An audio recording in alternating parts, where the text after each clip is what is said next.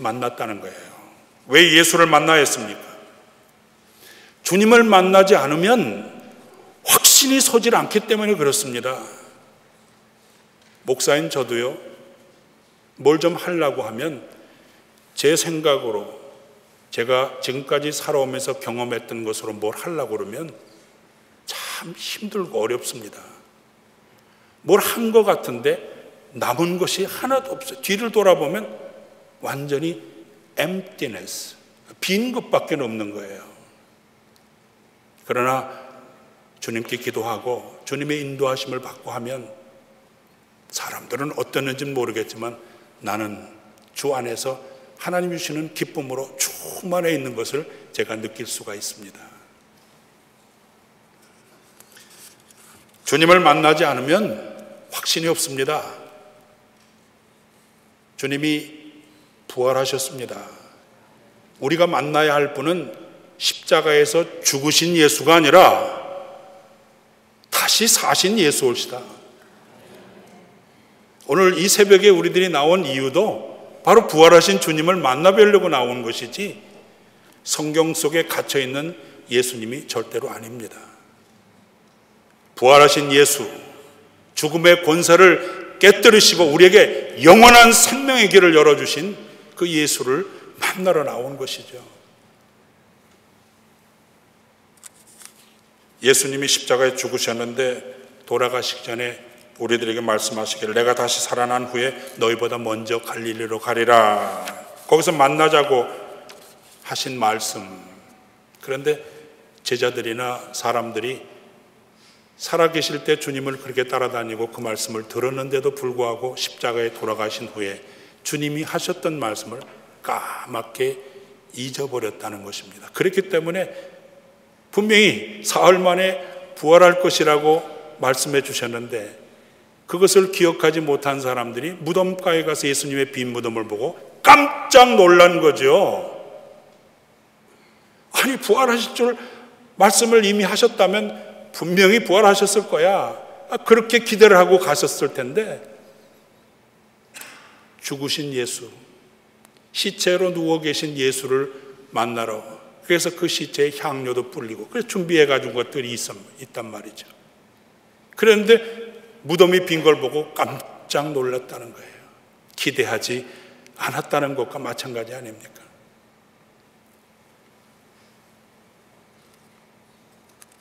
오늘 저희들도 마찬가지인 것 같아요.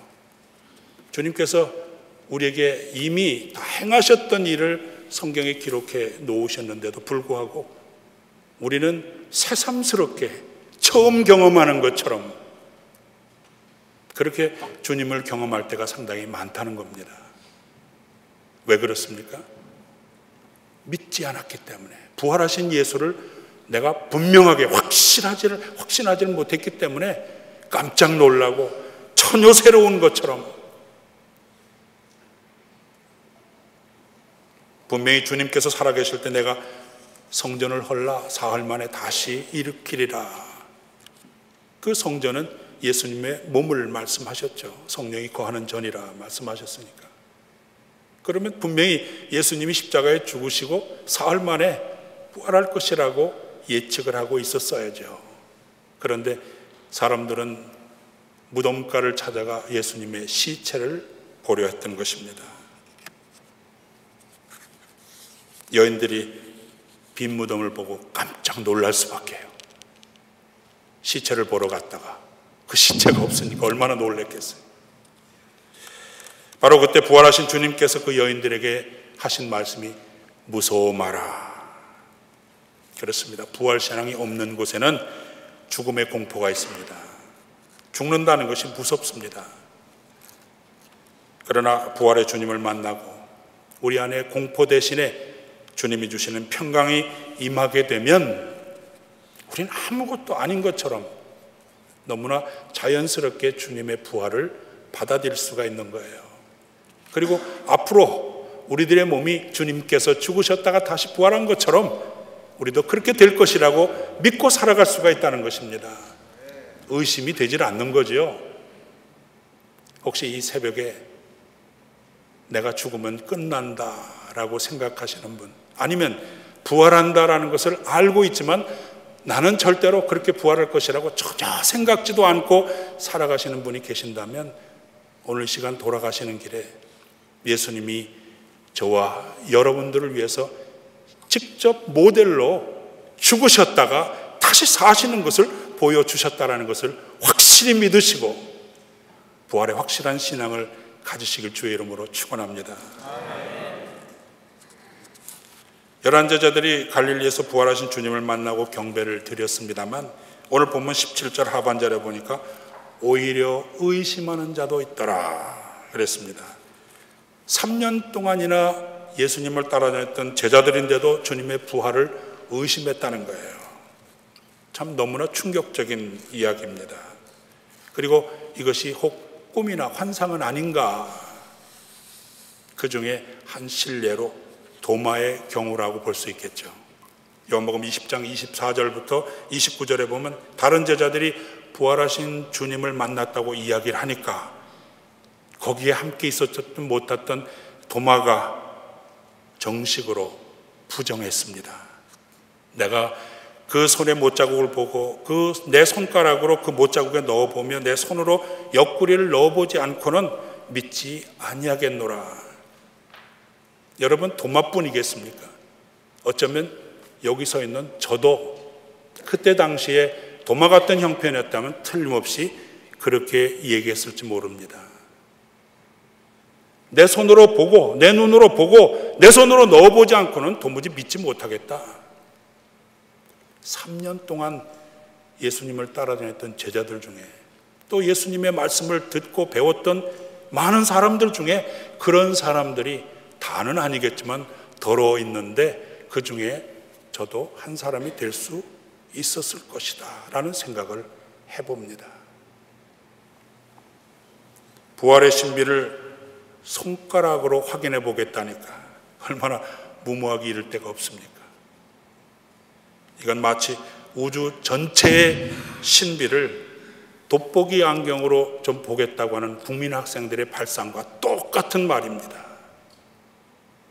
누가 주님의 부활을 그렇게 믿지 않고 무엇인가 자기 눈으로 보고 손으로 만져보겠다는 그런 엄청난 이야기를 할 수가 있겠느냐는 거예요.